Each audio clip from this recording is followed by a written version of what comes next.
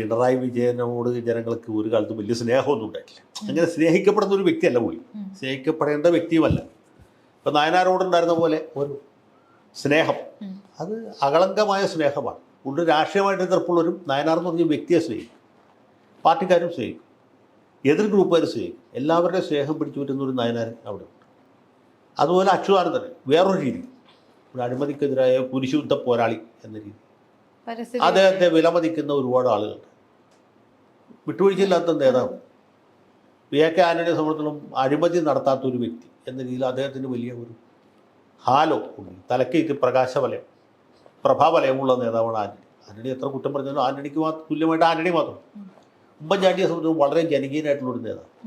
ആ രീതിയിലൊക്കെ സ്നേഹത്തിൻ്റെ ഒരു അംശം. പുള്ളിയെ സംബന്ധിച്ചിടത്തോളം അങ്ങനെ സ്നേഹിക്കപ്പെടുന്ന ഒരാളല്ല.